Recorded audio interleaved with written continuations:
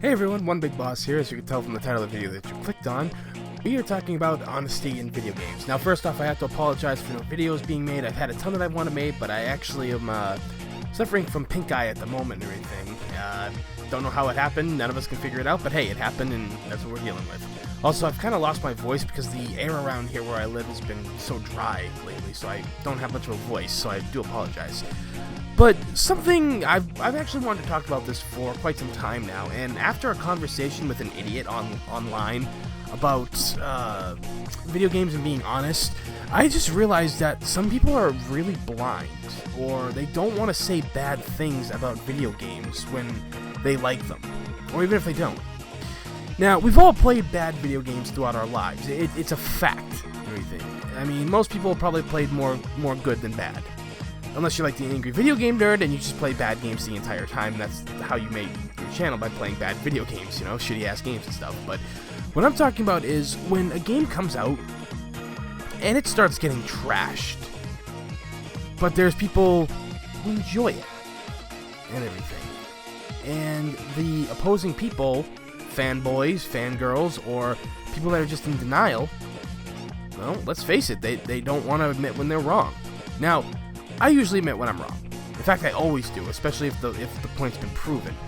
But when it comes to certain video games, or just video games, and anything in general, like even movies, TV shows, you always have to be honest. And the reason why you need to be honest is because if you don't be honest about the problem will only continue to get worse in each movie or video game or TV series, and it could end up ruining something that you once loved. Take Resident Evil, for example. Resident Evil started off as an amazing franchise, okay? A lot of people didn't play the first one, and I can understand that, because 2 had a much bigger budget for advertisement, and they did really good, and that's why 2 is pretty much everybody's favorite at this point. And then 3 came out, 3 was really good, and I can admit the problems that 3 has compared to what 2 brought to the table, and 3 is my personal favorite, but I'll also admit when I'm wrong. Code Veronica was great, but unfortunately for that game, it lacked unlockables. It really didn't have that much replay value. For speedrunners, yeah, it did, but, you know what I'm trying to say. Resident Evil 4, while it's not my favorite in the series, and it's certainly not in my top 5, I can understand why that game is so good. Only problem is, I have issues with the game why I think that it's not the best, but I still will admit when the game is really good. Resident Evil 5, Resident Evil 5 was what it was. It went from being survival horror to pure action, and it's a pretty solid action game, especially with its co-op, because the co-op's actually pretty fun on it, which I will admit, because I've been playing co-op on that thing for years with my friends. But then Resident Evil 6 comes out, and that's where they completely just drop the bomb on everything, and a lot of people won't admit when a game like Resident Evil 6 is really bad. Some people consider it the best in the franchise, and that's okay to think that. But at the same time, if something's so bad and it's proven, like you're playing a game and like the controls are unresponsive and everything, or like there's delay input or there's screen tearing, man up, or be an adult, or stop being an immature child and just say, hey, this is what's wrong with this game.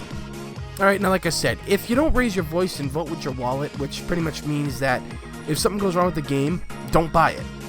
Just prove to the company, watch them lose and change their minds, because Capcom has finally done that with the Resident Evil franchises, especially with the spin-offs of Revelations 1 and 2, and apparently Resident Evil 7 is going to be back to survival horror, as you've seen. So, if you vote with your wallet and you're opinionated and you explain, hey, this is why this was bad, things will change, because if you don't, like I said earlier in the video, they're not going to go right at all. Now, No Man's Sky, that's what I want to talk about. And I'm not trying to review it, I'm not bashing it and everything, but the game is pretty terrible on many levels. But what other people don't seem to understand is, they got on the hype train, and they didn't stop to realize that this is not a AAA title. Now, Sony did market it as a AAA title, and Hello Games, the people who created it, they did say, well, we're going to have all this in there, and then they took it out. Now, they didn't explain why they took it out. They didn't even say that they took it out. People just expected it when the game came out. If anything, No Man's Sky is it's the product of false advertisements. And the guy in charge of it, he's just laughing his ass off with the money that he's made from it. Now, you can argue and say that you love the game, but let's face it, there's tons of people on Steam who aren't playing that game anymore. Alright? Just face facts. It's the truth. Now, there's a lot of other games that people will argue, saying like, Overwatch. To me, I can see why people love Overwatch. I've played it. It's a decent shooter. It's nothing really fantastic, except, the reason why it got so famous was because of the tracer butt incident. Like I said, I never heard of anybody talking about Overwatch at all before, really. There were people who were talking about it, but it wasn't hyped up. If anything, Battleborn was the one everybody was going to play, and then the whole tracer thing happened, and then everybody got on the Overwatch train. Like I said, I only like Overwatch for its characters and its art style, because I think it's actually really cool, and I love the characters. They're pretty unique, and honestly, I think that maybe years from now we may remember them, either because of the Tracer Booty incident or, what have you, but a lot of them are really cool and very well designed. I feel that they're not just generic characters of what they're supposed to be. There's actually something to them. But again, there's people out there who will say it's the greatest game ever, it's 10 out of 10, and they won't admit when there's problems. Again, you can say a game is the greatest game you've ever played, but at the same time, let people know when the game is not great, or if it hasn't aged well, or something like that, okay? Street Fighter V. I love the game to death, but it is far from a good game, okay? It is really not a good game because its launch was pathetic in numerous ways, okay? We all know this. It barely worked. There was online issues. There's input delay problems. A lot, and the fact that you bought a $60 game and it was incomplete and it was rushed so it could be in Evo, pretty much, So that's what you got to realize. That games you may love, franchises you may love, be smart enough to just let people know. It's like, hey, this game's not as great as it could be. I'm kind of disappointed. Because, also, Metal Gear Solid 5, completely disappointed with that game. People praise it, saying it's innovative, it's genius, it's amazing, it's the greatest game ever. But we got sold an incomplete game. An incomplete game. And people are happy about that. The game obviously suffered a lot from Konami's input and everything like that, but unfortunately people are like, oh, the missions are great, they're amazing. Yeah, the missions are okay for the most part, but then after a while when you're doing the missions over again, or the side missions, and they tweak things a little bit, it's not that much different than what you already played before. So, you gotta admit when a game's bad. Like I said, I love the Metal Gear Solid franchise, hence my name that I use here on the channel that started it all, because I love the franchise. But there's people who will defend the game. They'll defend Konami, and it's like, you can't defend bad choices. If you do, they're going to get worse. Again, people are just like, oh, well, what's the big deal? It doesn't matter. But it does. A lot of people are like, well, it doesn't affect me, so why should I care? Thing of it is, one day it could. There's a movie franchise you love, or a video game franchise you love that starts getting affected. Look at the Call of Duty coming out, the remastered one that everybody loved back in the day, and now it's being remastered. You can only get that if you buy the new game, which nobody wants, because they knew nobody would buy their new shitty-ass game. Now, obviously, when that game comes out, they're gonna say, it's like, hey, we're not getting money off this, so yeah, why don't we lower the price? Maybe we'll just make it $40 for the two games, or maybe we'll just have the digital download for the remastered game in there. If you'd done something like that, it would be a lot better, and people could stop saying that it's a good idea to charge the full price of it. It's not. Same with Metal Gear Solid's Definitive Edition. There's still the cut content. Everybody say, oh, well, Chapter 3 was the nuclear disarmament and everything like that. No, that's just a fucking cop-out, if you ask me. Those people at Konami will say anything for damage control to try to win fans back. Either way, that Definitive Edition's coming out, and it's $50, and yeah, it comes with Ground Zeroes, which should have came packaged with Metal Gear Solid 5 at the beginning anyway. It should have never been what it was. It should have had more to it, and it's coming with all the useless DLC. And I'm sorry, it is. It's useless DLC for them to get money off you. Again, if you don't speak up and say what's wrong, they're gonna get your money. And then you got idiots out there that'll troll you on Facebook and Twitter and everything, and and fanboys that are gonna say, oh no, you can't say that, it's great. Smarten the fuck up.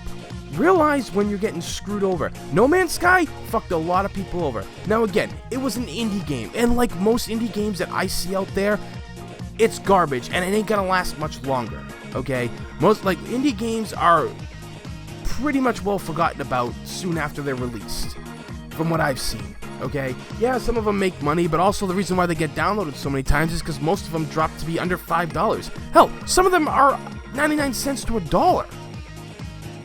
Now, there are some indie games out there that have proven that they're really amazing, and one of the best ones I can definitely say is that of Shovel Knight. That was an indie game. Look how well that did. That did really fucking well. But again, it's all about being honest. Movies the same way. I was honest about the Ghostbusters movie, and people gave me shit for being honest. And I was like, I'm not attacking it. I'm just saying, it's a bad movie. That movie lost, what was it, $80 million or whatever it was, or how 80,000? I don't remember what the number was. It's been a while. But I pointed out what I did love about that movie.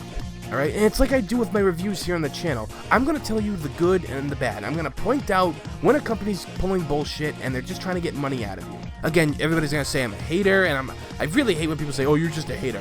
What are you, in like junior high? Cut the shit.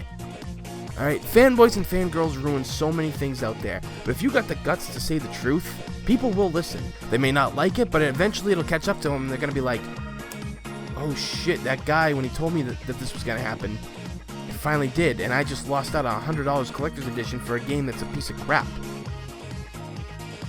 It's true. And to further my point, I love Dragon Ball Z. Always have, always will. Fucking love it. Got Xenoverse last year, loved it, still play it today, but that game has a fuck ton of errors in it, okay? Its combat is sluggish, it's wonky, connecting with your friends to play is impossible half the time. It's pretty bad, and I've got a damn good internet setup right here, so my signal is very strong. They never included the World Tournament in it, and after a while, I mean, the game did kind of feel a bit repetitive, which, you know, it sucks when that happens. But again, if something bad is bad in games, let the company know so that mistake doesn't happen again. If they lose money off of something, they're gonna be like, shit, maybe we should listen to them. Because unfortunately, gaming companies are not what they used to be. A lot of them are out now for profit, and it's a fact. Nintendo is no different. You've got Konami doing, they were like that. Sony and Microsoft same way, and Sony doesn't want to play nice and do cross-platforming gaming, which could be a good thing. I haven't really thought much about it, but I personally believe that it might actually be a good thing for people like me who play fighting games. I'm not sure if first-person shooters would work that well. I'm not too sure. But maybe people who play like Madden or something, or, you know, any other game out there. But for fighting games, it would be a huge thing. But again, there's companies out there that just see the green. And if they don't see the green, they'll start choosing different ways on how they go about their business and start making games for the people that give them the money and give them their paycheck at the end of the month. So, that's my thoughts and opinions. Leave yours down below and let me know what you think about being honest when it comes to video games, movies, TV, and all this kind of stuff. Because, quite frankly, I'm sick of these fucking assholes out here who are reviewers like at IGN and GameSpot who rate games that are terrible and they give it 9 out of 10 or 8.5 out of 10 when the game is clearly horrible. I've always said that those guys are paid to say bad things about bad games. Because why else would they not get taken down off of YouTube or anything, or off their channels? Like, I've done video game reviews where I've talked about games that are fantastic, and I praised them, and I told people, you gotta buy this game, it's great, and it got taken down. So, exactly. So, either way, like I said, let me know your thoughts and opinions down below, because I know I'm not the only one who deals with this. My buddy and I were talking about this because of that idiot we were talking with the other day. And it was like, dude, you're flip-flopping. You don't even know what you're talking about anymore. We have proof that you said this, and you still don't believe it when we screenshot it and send it to you. We could totally do that, and he still wouldn't believe it. He's one of those people, you know. You can put the evidence right in front of him, and he doesn't. So either way, like and subscribe, because it's free, and in this day and age, free's a damn good thing. As always, everybody, thank you for watching. I'm One Big Boss, and I will see you all next time.